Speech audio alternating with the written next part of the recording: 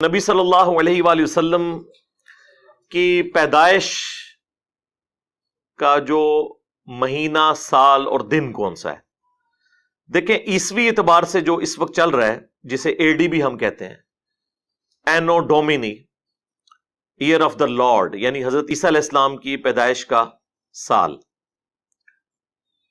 عوام میں تو مشہور ہے کہ یہ after death of Jesus Christ ہے۔ یہ بالکل غلط ہے، ایسا نہیں ہے۔ اس کا مطلب ہے، لیٹن زبان کا یہ ورڈ ہے، ایئر آف دا لارڈ، آقا کی پیدائش کا سال۔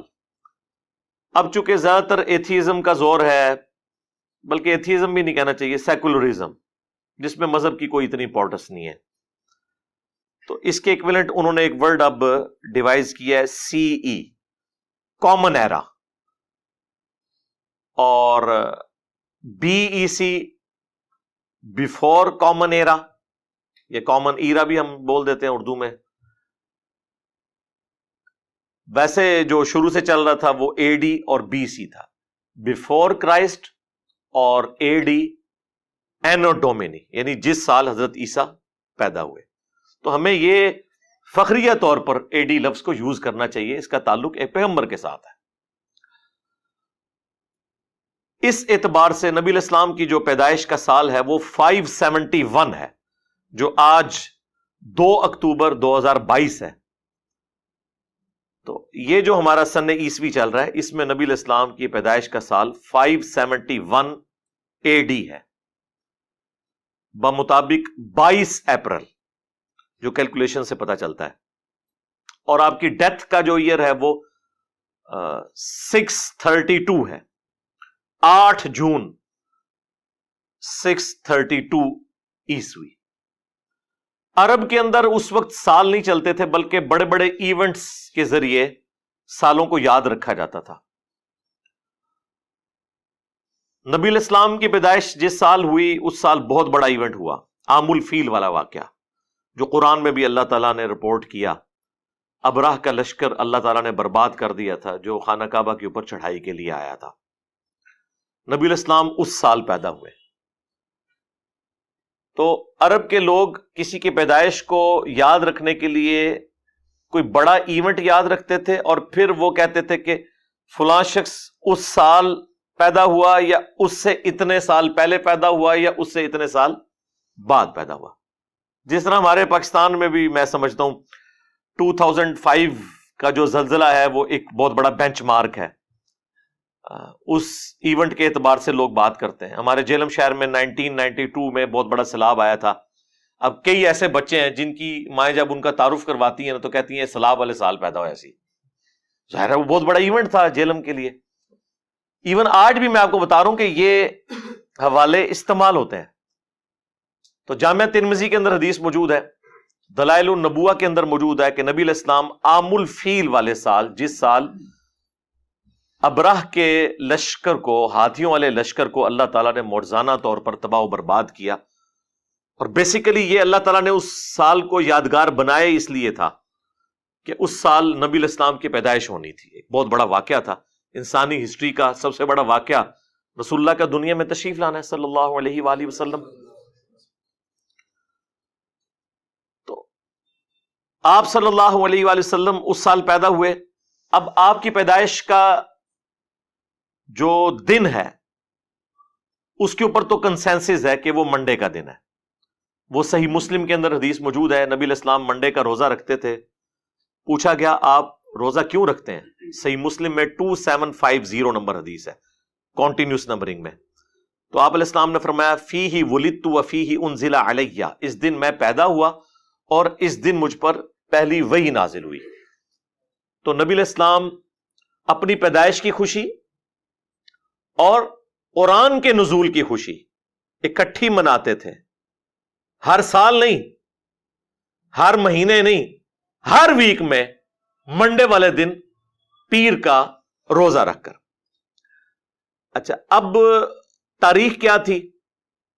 اس کے حوالے سے ہمارے پاس جو سب سے یعنی قریبی کوئی اگر مواد ملتا ہے تو وہ دلائل النبوہ، امام بیہقی کی کتاب میں محمد بن اسحاق تابعی کا قول ہے جو انس ابن مالک کے شاگرد ہیں، 150 ہجری میں فوت ہوئے،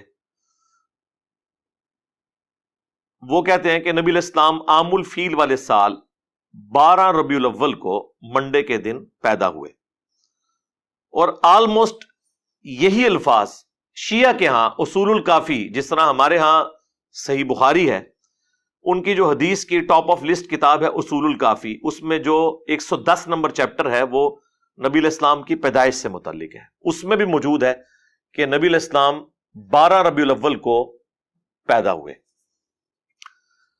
لہذا منڈے کا دن 12 ربیع الاول کی تاریخ یہ اہل سنت اور اہل تشیع کے ہاں کتابوں کی حد تک تو ایگریڈ اپان ہے۔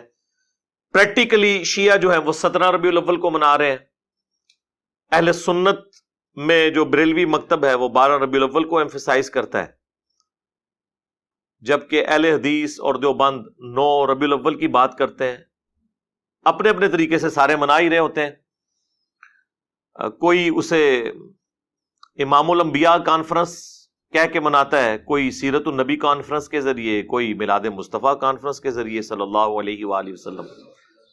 بہرحال اس کے اوپر اتنا تو کنسنسس ہو چکا ہے کہ ربیع الاول کے مہینے میں ہمیں نبی علیہ السلام کی سیرت کو، آپ کے کردار کو، آپ کے معجزات کو، آپ کے دنیا میں آنے کے مقصد کو ڈسکس کرنا ہے۔ جمعے کے خطبوں کے اندر تمام مکاتب فکر کے لوگ ڈسکس کرتے ہیں، اور اس پہ اجماع ہو چکا ہے۔ تو اجماع خود بہت بڑی دلیل ہے۔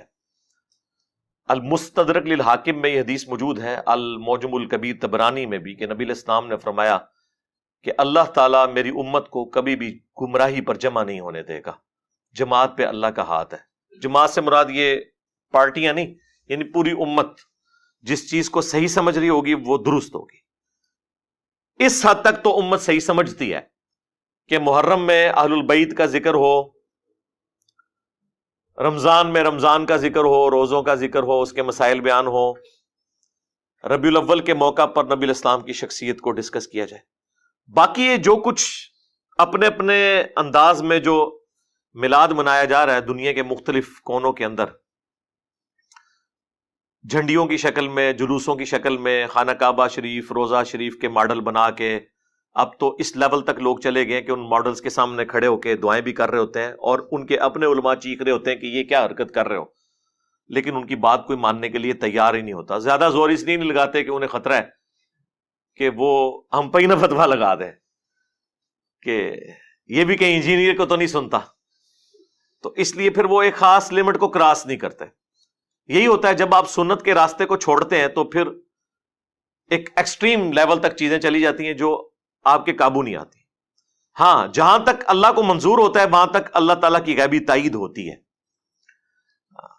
تو غیبی تائید اس لیول تک تو ہے کہ ہم ربیع الاول میں ڈسکس کریں، کیوں نہ کریں، یعنی اس سے بڑا کوئی موقع نہیں ہے کہ نبی علیہ السلام کے پیدائش کے مقصد کو، آپ کی سیرت کو، آپ کے معجزات کو، آپ کی صورت کو، ان ساری چیزوں کو ڈسکس کیا جائے۔ اس میں کوئی دوسری رائے نہیں ہے۔ یہ تو بہت بڑی بدبختی ہے کہ کوئی اس مہینے کے اندر ان چیزوں کا ذکر ہی نہ کرے، اور ہر اوٹ پٹانگ ٹاپکس جو ہیں وہ اپنے جمعے کے خطبوں کا حصہ بنا لیں، پولیٹیکل ٹاپکس بھی، اپنے فرقوں کے فضول قسم کے ٹاپکس، ان کو تو ڈسکس کریں، اور نبی علیہ السلام کے دنیا میں آنے کے مقصد کو، آپ کے میلاد کو، آپ کی سیرت کو، آپ کی صورت اور معجزات کو ڈسکس نہ کریں، تو یہ تو بدبختی کسی کی ہو سکتی ہے۔ اور اس لیول پہ چیزیں شروع سے چلتی آ رہی ہیں۔ ہمیں اختلاف ان چیزوں کے اوپر ہے جو یہ بعد میں چیزیں مطلب اس لیول پہ ایڈ ہوئی ہیں کہ آج وہ قابو نہیں آ رہی کسی کی، اس کے اوپر ہم بات کرتے ہیں وقتاً فوقتاً، اور احسن طریقے سے اپنا پوائنٹ آف ویو لوگوں کے سامنے رکھتے ہیں۔ اچھا، اب آپ کو حیران کن بات بتاؤں، فتاوی رضویہ کے اندر اعلی حضرت نے نبی علیہ السلام کی پیدائش کی تاریخ 8 ربیع الاول لکھی ہے۔ ہاں، اور غنیت الطالبین میں شیخ عبد القادر جیلانی نے 10 محرم الحرام لکھی ہے، اور اسی کو راجع قرار دیا ہے۔ پیدائش کا مہینہ بھی فارغ ہو گیا اور تاریخ بھی فارغ ہو گئی محرم میں۔ اب ہمارا ایک معصومانہ سوال ہے کہ آپ لوگوں کا یہ دعویٰ ہے کہ جو اولیاء اللہ ہیں، اور پھر آپ کلیم کیے ہوئے ہیں شیخ عبد القادر جیلانی کو اپنے بنائے ہوئے اولیاء میں سے، ہمارے جو اولیاء ہیں نا ان کے سردار تو خلفائے راشدین ہیں. آپ کے بنائے ہوئے اولیاء کا جو سردار ہے وہ تو پوری کائنات کو اس طرح اپنی ہتھیلی پہ دیکھ رہے ہیں جیسے رائی کا دانہ. ویسے رائی کا دانہ بھی ہتھیلی پہ اتنے غور سے نظر نہیں آتا بغیر اینک کے, پتہ نہیں کیسے دیکھتے ہوں گے وہ.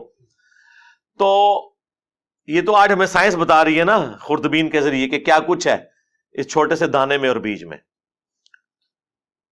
تو عبد القادر جیلانی کو اپنے نبی کی پیدائش کا نہ مہینہ پتہ لگا نہ تاریخ پتہ چلی, جو کہ حدیث کی کتابوں میں موجود تھی.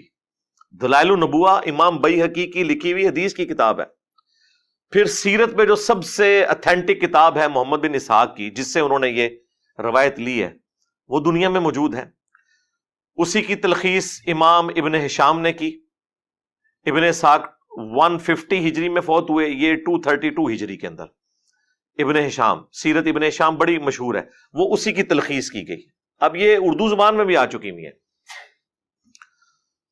ان کے اندر یہ چیزیں موجود تھیں, لیکن ان لوگوں کا علم غیب تو یہاں سے فارغ کرے نا, کہ ان کو تو پتہ ہی نہیں چلا.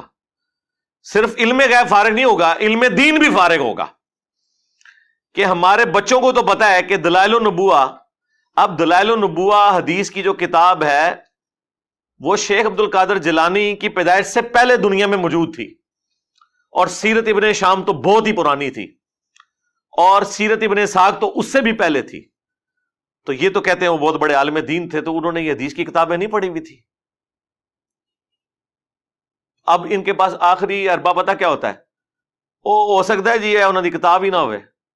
ہاں اسی بھی یہی چاہنے ہاں کہ اتنے ہی آؤ, یہ ساری کتاباں کرو دریا برد اور قرآن و سنت اتنے آ جاؤ, چھڈو انہوں نے.